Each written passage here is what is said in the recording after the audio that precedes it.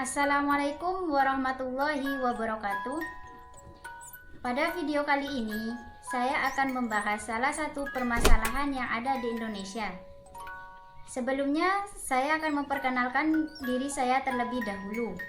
Nama saya Lailatul Komariah, Prodi Pendidikan Matematika, mahasiswa Universitas Madura. Pada kesempatan kali ini, saya akan membahas permasalahan yang ada di Indonesia, yaitu tentang kemiskinan di Indonesia. Kata kemiskinan sudah tidak asing lagi bagi kita semua. Apa sih kemiskinan itu? Kemiskinan merupakan suatu kondisi atau keadaan ketidakmampuan seseorang dalam memenuhi kebutuhan sehari-harinya, seperti kebutuhan pangan, kebutuhan sandang, tempat tinggal, pendidikan, maupun kesehatan. Kemiskinan sudah ada sejak lama di Indonesia. Kemiskinan sudah menjadi permasalahan yang global. Indonesia merupakan negara yang berkembang, dan kemiskinan merupakan suatu permasalahan yang sangat serius yang saat ini terjadi, karena dari tahun ke tahunnya mengalami peningkatan. Faktor-faktor penyebab kemiskinan itu ada 5. Yang pertama, rendahnya pendidikan. Yang kedua, terbatasnya lapangan pekerjaan. Yang ketiga, malas bekerja. Yang keempat, beban hidup keluarga. Dan yang kelima, kurangnya sumber daya alam. Rendahnya pendidikan bisa membuat faktor kemiskinan karena seseorang tidak memiliki wawasan atau pengetahuan yang sangat luas, sehingga mereka sangat minim dalam untuk mencari pekerjaan. Yang kedua itu tentang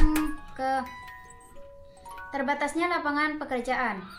Seseorang akan sulit dalam mendapatkan suatu pekerjaan jika lapangan pekerjaan itu sangat terbatas.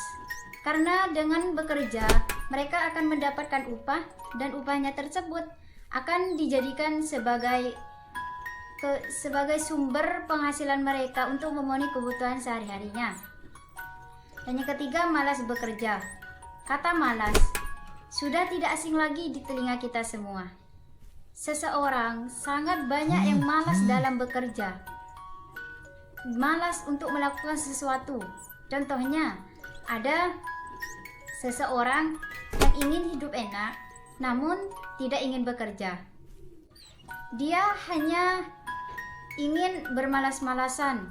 Dia seakan-akan dia itu tidak ingin maju, hanya di situ saja gitu. Karena mereka itu memiliki pemikiran yang sangat sempit.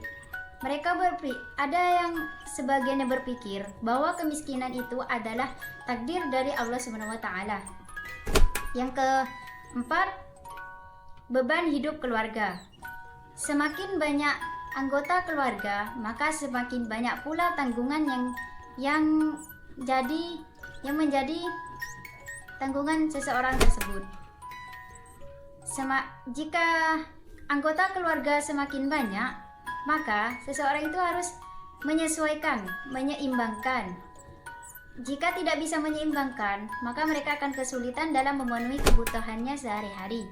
Terakhir itu tentang kurangnya sumber daya alam. Sumber daya alam yang sudah tidak bisa diolah lagi atau tidak bisa memberikan keuntungan bagi daerah setempat, maka itu akan memberikan faktor kemiskinan bagi mereka. Kemiskinan itu jika dikaitkan dengan sumber daya alam yang ada, sumber daya alam itu bisa rusak oleh bencana alam. Contohnya terjadinya tsunami, banjir, dan longsor, dan lain-lain. Oke. Selanjutnya itu tentang dampak dari kemiskinan itu sendiri. Itu ada 5. Yang pertama, pengangguran. Yang kedua, kriminalitas. Yang ketiga, putusnya sekolah. Yang keempat, rusaknya generasi penerus bangsa. Dan yang kelima, kesehatan yang sulit didapat. Baik, pengangguran. Pengangguran bisa terjadi jika seseorang tidak memiliki suatu pekerjaan atau suatu penghasilan. Sudah disebutkan tadi di faktor bahwa terbatasnya lapangan pekerjaan akan membuat seseorang itu kesulitan dalam meraih suatu pekerjaan. Yang kedua itu kriminalitas. Seseorang jika sudah tidak memiliki pekerjaan, tidak memiliki penghasilan, maka dia itu akan melakukan segala hal cara untuk mendapatkan uang untuk kebutuhan sehari-harinya.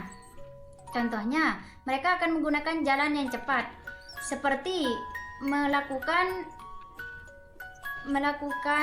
pencopetan, perampokan, penipuan, dan begal untuk memenuhi kebutuhan sehari-harinya, sehingga mereka itu tidak memikirkan itu dari cara halal ataupun cara haram. Yang ketiga, putusnya sekolah. Anak-anak yang ada di Indonesia banyak yang mengalami putus sekolah, terutama di daerah pedalaman seperti pedesaan, karena mereka kesulitan dalam membayar suatu biaya sekolah, sehingga mereka kesulitan dan mereka akhirnya memilih untuk putus sekolah, sehingga mereka itu mengalami hal-hal yang tidak diinginkan, seperti mereka mengamen di jalanan dan hanya duduk-duduk santai seperti itu. Yang keempat, buruknya generasi penerus bangsa. Mengapa demikian? Karena anak-anak yang seharusnya memiliki suatu pendidikan, suatu haknya, seharusnya mereka mendapatkan hak pendidikan, hak bahagia, itu mereka semua tidak didapatkan, karena yaitu kembali lagi pada faktornya. Jika mereka sudah menganggur, jika mereka sudah tidak memiliki pekerjaan, maka mereka akan sulit, sehingga itu akan mempengaruhi mental fisik mereka. Yang kelima, kesehatannya sulit didapat, karena jika kesehatannya sudah terganggu, contohnya kekurangan gizi, mereka akan kesulitan dalam mengoptimalkan kesehatannya.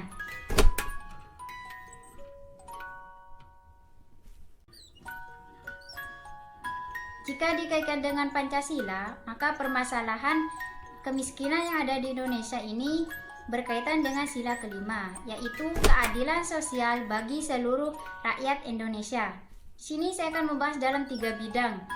Yang pertama, bidang kesehatan, yang kedua, bidang pendidikan, yang ketiga, bidang ekonomi. Dalam bidang kesehatan, buruknya layanan kesehatan yang didapat oleh kalangan masyarakat menjadi keluhan saat ini, khususnya bagi masyarakat yang kurang mampu atau miskin. Hal tersebut menjadi bukti bahwa keadilan belum sepenuhnya dijalankan. Dalam bidang pendidikan, ini menjadi bukti juga bahwa keadilan belum sepenuhnya berjalan ataupun belum ditegakkan. Karena di sebagian kalangan masyarakat, khususnya masyarakat yang kurang mampu yang berada di daerah pedalaman ataupun di daerah pedesaan, mengalami kesulitan dalam bidang pendidikan, sehingga banyak anak-anak yang putus sekolah karena kesulitan dalam membayar biayanya. Oleh karena itu, pemerintah seharusnya memperhatikan hal tersebut, khususnya bagi kalangan orang miskin yang ada di pedalaman-pedalaman tersebut.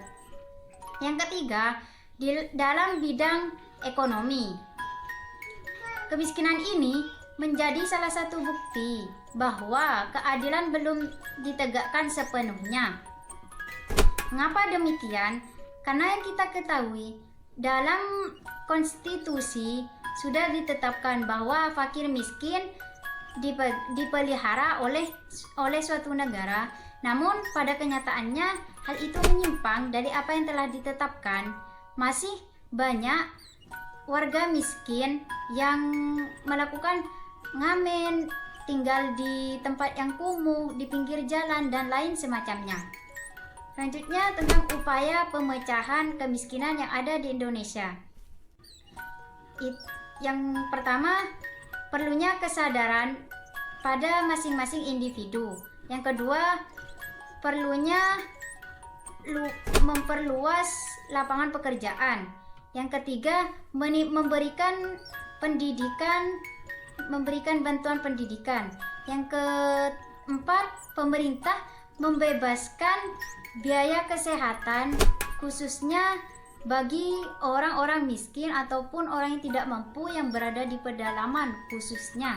Yang kelima, meningkatkan mutu kesehatan. Sekian dari saya, kurang lebihnya mohon maaf. Wabillahi taufiq wal hidayah. Wassalamualaikum warahmatullahi wabarakatuh.